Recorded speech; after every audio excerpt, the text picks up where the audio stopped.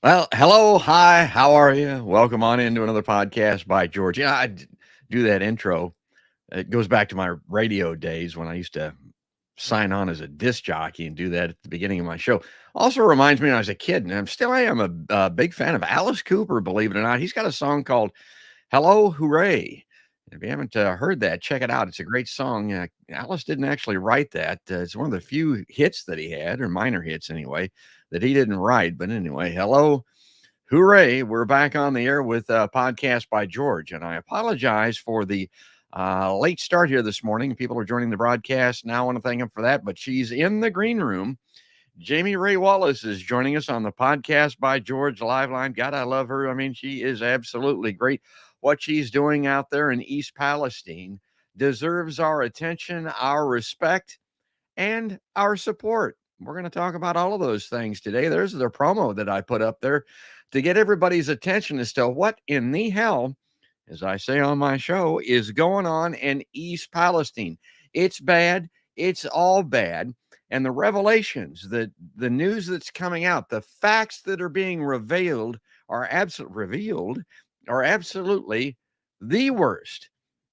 So let me put her live line graphic up on screen, and we'll go ahead and do her introduction. Jamie Ray Wallace is a wife and mother who was in her home in East Palestine, Ohio, when one of the worst man-made disasters in American history. Depends on how you define man-made, but this could be the worst. And it's looking like it's as bad as what she's been saying all along on my show, on network television, on independent left-wing media, any place she can get a soapbox or a forum.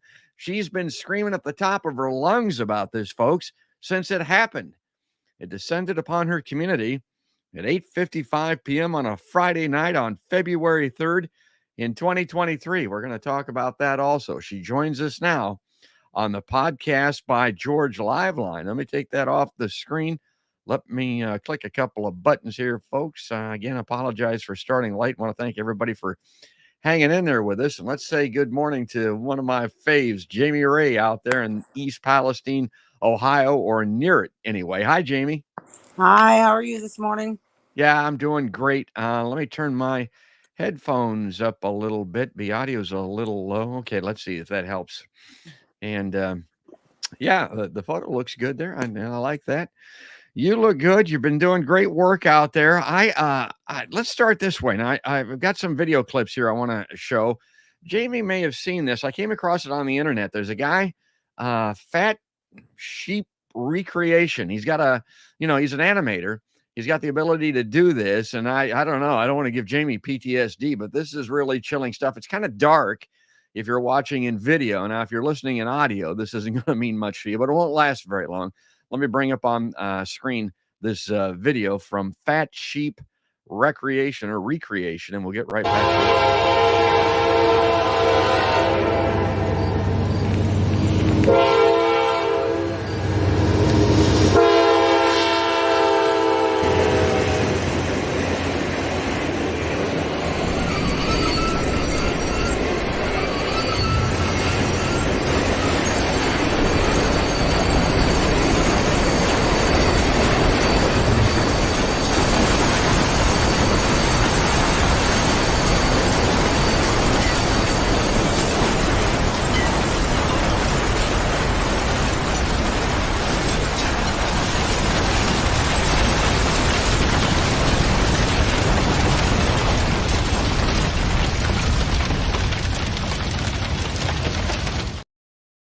Yeah, so he did that a couple of months after the February 3rd event. That's why that mention was there at the end. Had you seen that before, Jamie? Oh, your mic went away. There you are. Sorry, I had not seen that before. Yeah, it's a nice touch. It's haunting. Here's the now that was in the middle of the night, obviously. Here is, and it was in the middle of the night of the winter, so it was dark. Here is the next morning. This is on all of the websites. Jamie has repurposed that. Never forget. I mean, that looks like a little Nagasaki out there. Looks like a little Hiroshima, folks. I mean, and that's kind of what we're going to be talking about today, because the ground was poisoned by those nuclear bombs, and the ground is poisoned in East Palestine. And as I mentioned at the onset here, Jamie, that you've been talking about that since day one. And now there's some scientific evidence, some proof of exactly what you were talking about. You're telling everybody, hey, you're not testing properly. You're not using a good control group, and you're not testing for the right things. Well, they did that, and guess what? And I'll bring up a graph here as you speak, but it was unbelievable to me what's happened, what the test results are on this, Jamie.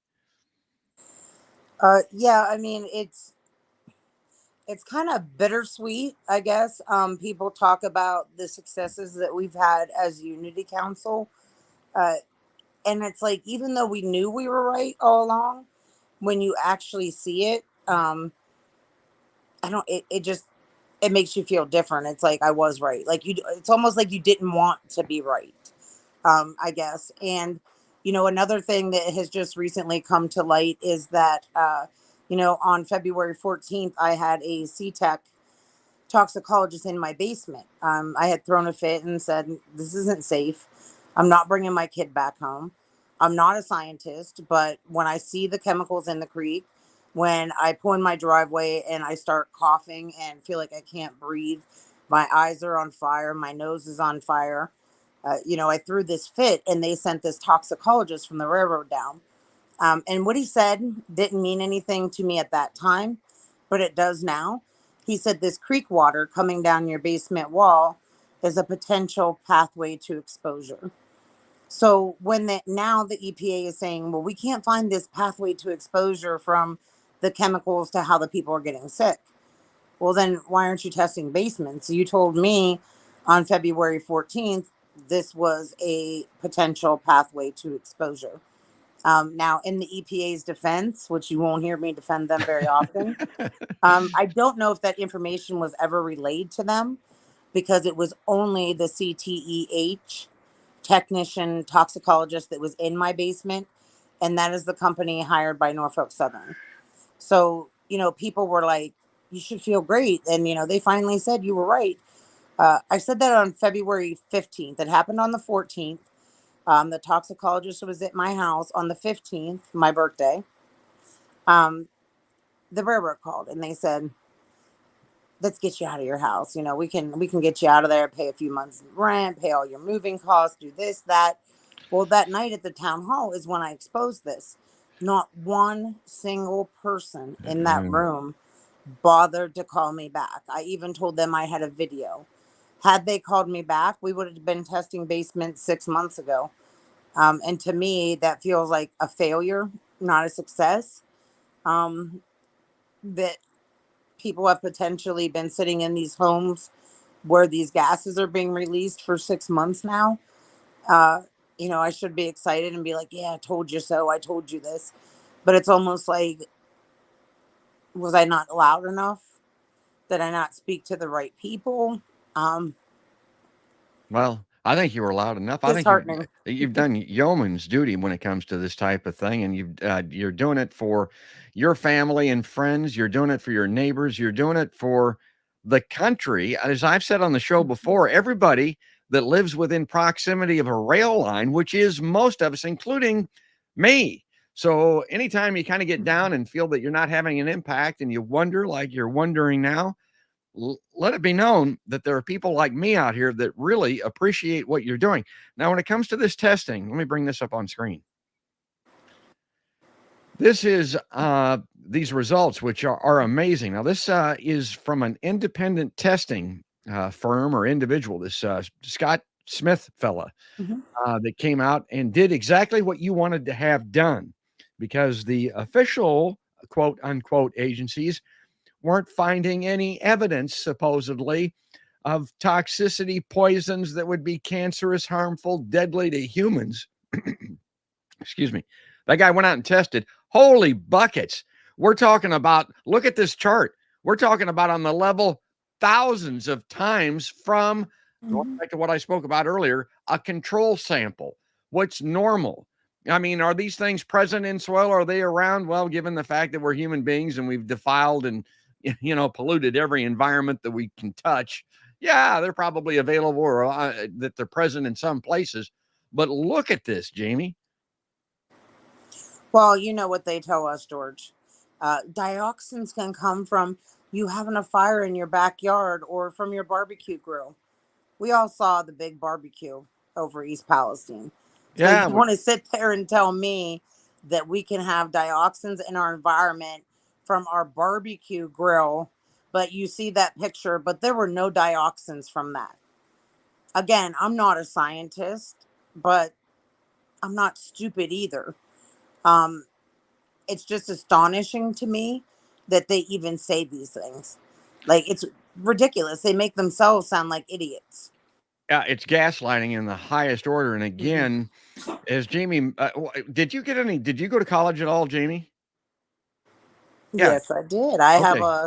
I actually have my Juris Doctor degree, my law degree, but I did not take the bar. I Yeah. went straight in and got my master's in public administration.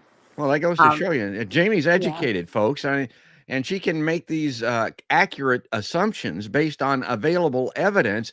But you could be an eighth grade dropout and figure this out. If it's falling from the sky after something is burned, flakes, whatever it is, and it lands on the ground, guess what?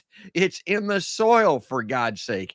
But they were trying to tell me or tell you, what do you, it's like that old spoof on the country western song. You gonna believe me or believe your lying eyes? Right.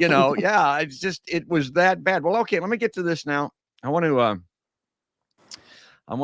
play a couple of things here, and I want to go ahead and read this most recent coverage here. This is a couple of things that have come across the transom that feature the great Jamie Ray.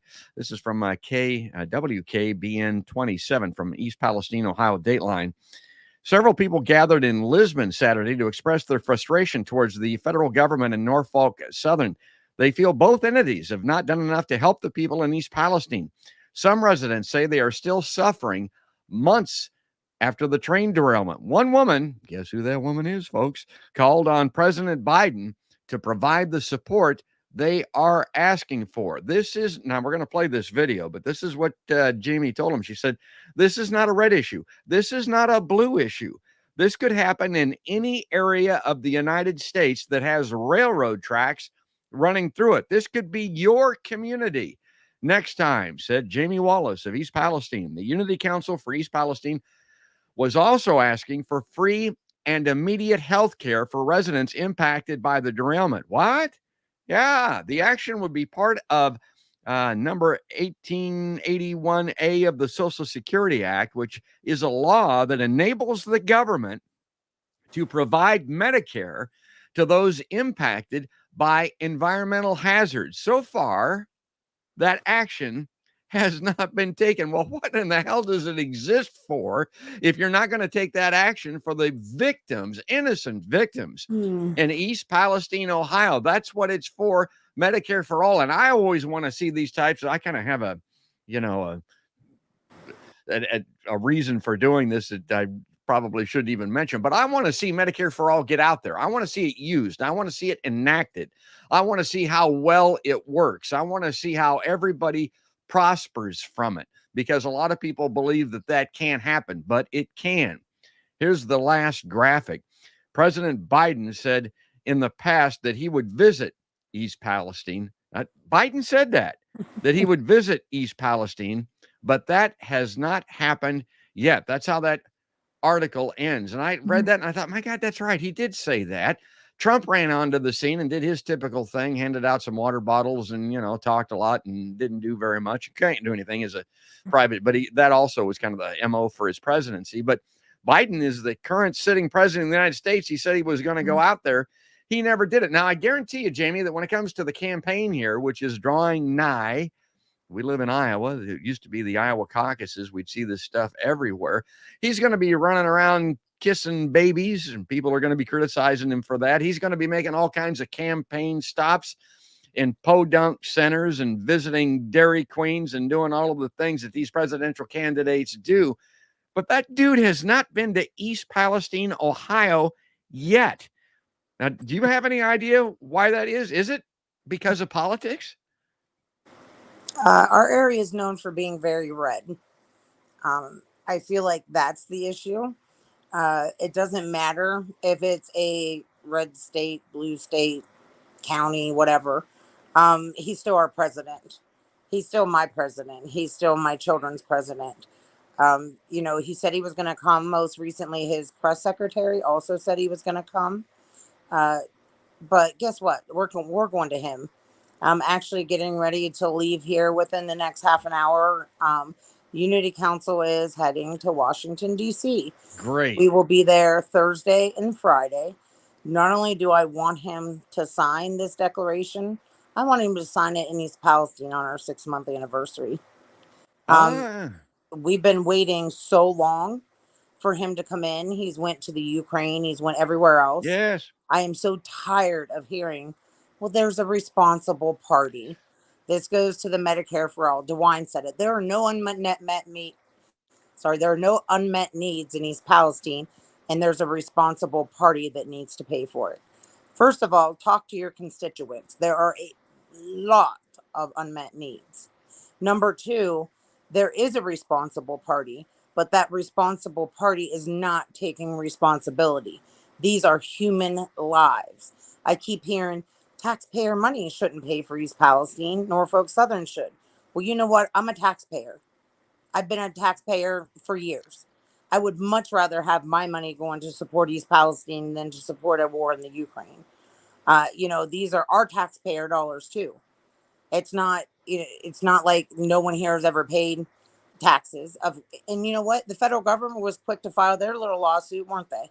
Then why Yes. don't you pay for it and get that money back from Norfolk Southern? Don't let us suffer.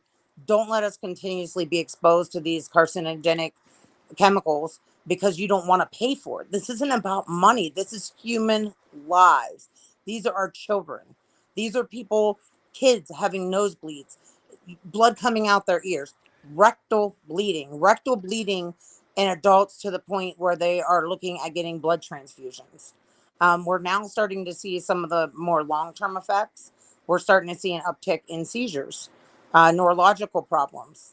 We're up to, I think, 15 seizures now in the immediate area, which to most of you may not sound like a whole lot, but you're talking about a population of 4,700 people where everybody knows everybody. Mm-hmm. So we're starting to see these things. When's the help coming? We've been soaking in this chemical soup for 6 months. We need out. We need out now. Norfolk Southern is getting ready to pull out the temporary reimbursement. So we are going to be forced back into homes that have not been tested yet. Do you know how Norfolk Southern's making it right in East Palestine? Have you seen any of this, George? No. $25 million park. Oh, yeah, $25 million. A that, $2.1 million fire truck, yeah, which I know they're expensive anyways, but this is state of the art. They threw the Easter egg hunt. They threw a summer festival. yeah, They had all free rides at the street fair. yeah. Um, I remember when this your is niece was on, because they're targeting the young people. Because I think maybe they know, and I know in my lifetime that if anything happens, anything gets done, and I'm thinking about the Vietnam War in particular, it's the young people. And she was on there talking about the fact that they're handing out coupons for getting your dog's toenails trimmed and Chick-fil-A coupons and all of this crap, trying to influence kids with backpacks and insulators and stuff like that. And obviously, they're trying to quell the storm, which is going to come. And I'll say this, Jamie, I've said it on my show before. Everybody within the sound of my voice, when these political parties contact you here, because we're getting into overdrive here with the campaigns, and they want your vote, but mostly they want your money. Tell them, nah, I'm sending my money to East Palestine. I'm sending my money to Jamie's group. And I'll put that URL up there on the screen until you guys do something, until Joe Biden gets off his ass in Washington, D.C. and goes out there and meets with these people, the most innocent of victims. And that's where I come down on this because, I'm for helping people maybe that have self-inflicted wounds. And I'm thinking about people to a certain extent that, your drug addiction and maybe even homelessness, although that's not their fault. But my God, Jamie and her friends were sitting on the front porch on a Friday night, on February 3rd, and hell on earth descended upon them. Okay, I'm going to play this clip. Now, this is your most recent plea. And I like this because it's got your niece that I had on the show on here too. But folks, watch this, and you'll see what Jamie's talking about. Here we go. So I'm asking President Biden to recognize this is not a red issue. This is not a blue issue. This could happen in any area of the United States that has railroad tracks running through it. This could be your community next time. So I am begging. I am desperate. I'm not too proud to beg at this point for the lives of my children, for my nieces, for all the children in our community. So I am begging you, Biden, please help us. Yeah, and he didn't come. We're getting on to the 6-month anniversary, so Jamie's going to go to him. They're going to pick up and go to the White House. Now, Jamie, time-wise, if you got to jump off of here to get with your group and go out there, just do it. I mean, we'll pick up the podcast. Maybe we can talk to you when you're in D.C. or when you get back. But and that's a great thing. And I guess I would underline or emphasize again that you're doing it for us because we all live in direct proximity to these rail lines. Okay, and I am cognizant of the time here. Again, Jamie, if you have to leave, you can just do it. But I'm going to play this because this is something else, folks. This is like that video that I played before by, Fat Sheep Recreation. Watch this thing. This is great. This is just released. This is new. It's not exclusive to Podcast by George, but a lot of people haven't seen this yet. Here we go. I always imagined home to be a place where I could watch my kids grow up, where they would be able to play in the creek, dig up worms, go fishing, where they could laugh and giggle, climb the trees, a place where they could feel safe. This is not what I imagined.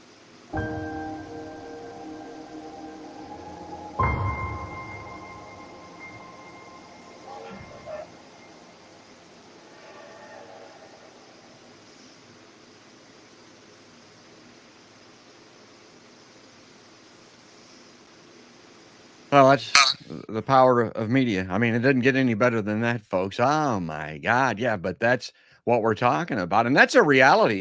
If and when you go back to town, you're probably thinking about wearing a mask like that, Jamie.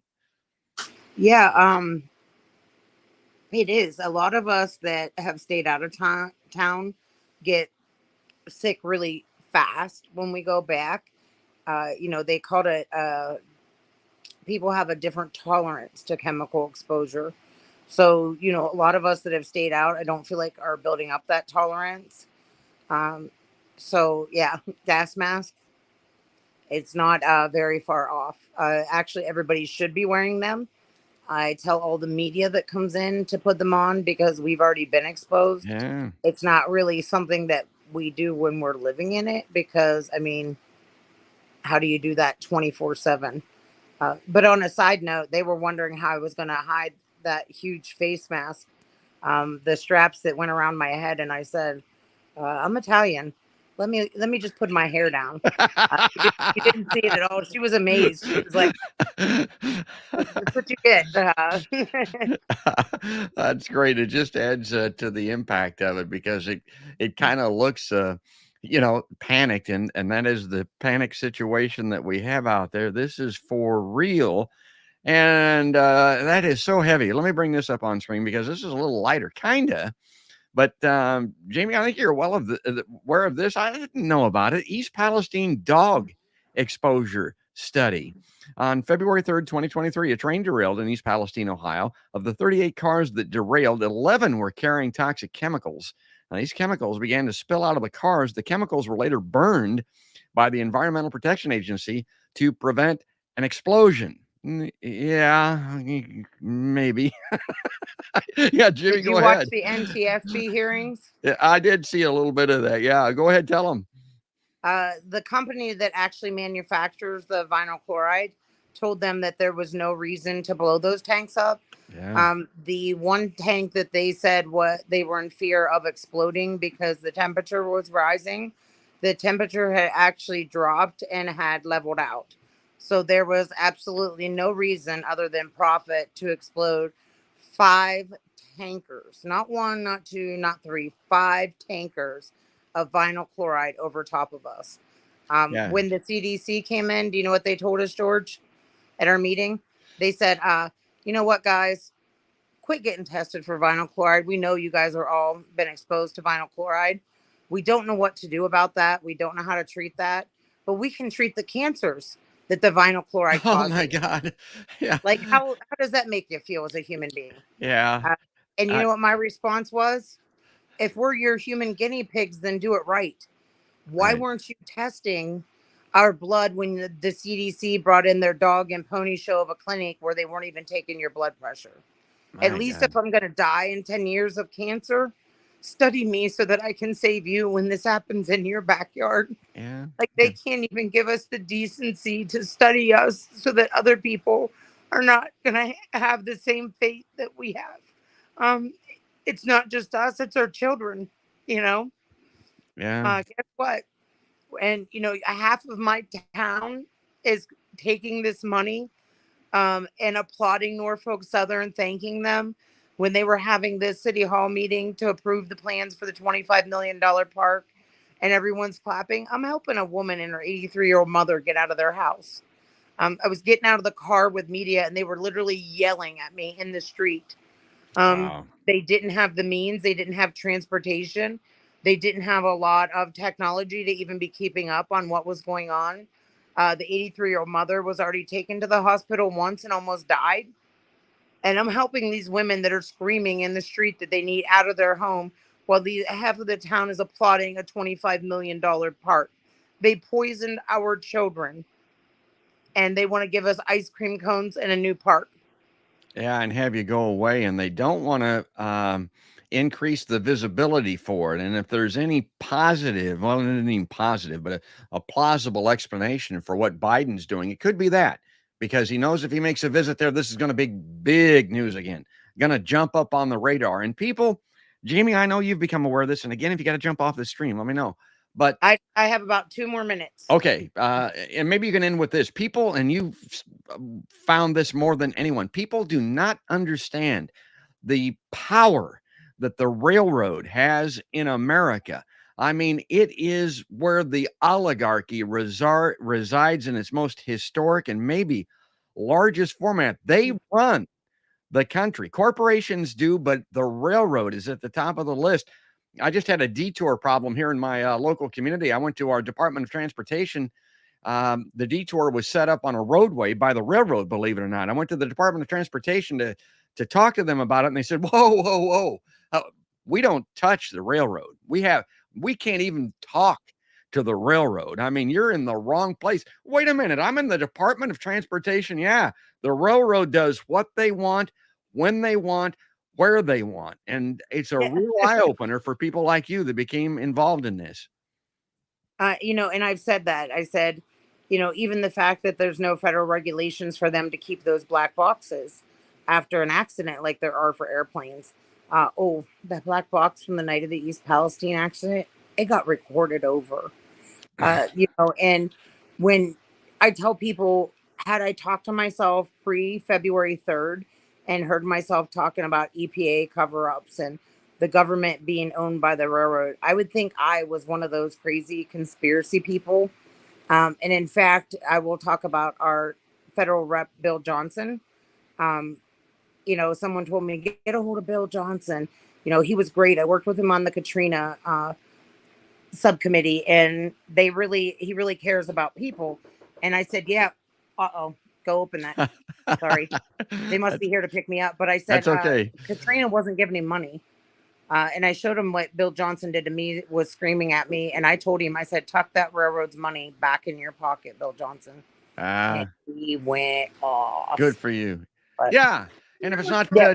yeah, go for it. We'll talk soon. Yeah, they're here. I don't want them to interrupt your show, George. So I got to jump off of here. That's great. Talk to us in DC if you can. Yep. If you can't, we'll talk when you get back. Right. Because We I are ain't headed forgetting. to DC, baby. I'm staying on it. Yep. All right, Thank Jamie. you. All right, Bye-bye. folks. Is that any good? Honest to God, you got to love it, folks. That's Jamie Wallace. She's out there in East Palestine, Ohio, fighting the good fight, and she's on her way to Washington, D.C. to ask those people to get off of it and do something. But in the inverted totalitarianism that we live in, the great Sheldon Woolen, you can look that up online. They are kowtowing, they are catering to corporate America, and in specific, in this instance, the railroads. Folks, your democracy was taken a long time ago. I don't know exactly when, but I know for sure it was taken when Ronald Reagan came in with this top-down, trickle-down economic theory that those yobos implemented, imposed upon America, and everybody still believes in it. So what's doing good for the corporations, what's doing good for the railroad is supposed to be good for all of us. It ain't, it never has been, it never will be, and it sure as hell isn't in East Palestine, Ohio. Okay, great. Well, we've lost Jamie here. We've got some comments coming in from folks that are watching this, but I want to go ahead and end the broadcast here by saying if you enjoy the fact that Podcast by George is not giving up. I said this from the onset. We were one of the first to have Jamie Ray on on Podcast by George, and I said the rest of the mass media is going to get collective amnesia when it comes to this story. But I'm not going to. I'm going to stay on it. I'm going to continue to cover it. I'm going to continue to update it with the great Jamie Ray Wallace. I'm going to play that video again because this thing, again, goes back to the intro. This is just striking stuff. And I'll put a link on this in the description below, as they say, on YouTube so that you can go to it and watch this from the creator. Here it goes. I always imagined home to be a place where I could watch my kids grow up, where they would be able to play in the creek, dig up worms, go fishing, where they could laugh and giggle, climb the trees, a place where they could feel safe. This is not what I imagined.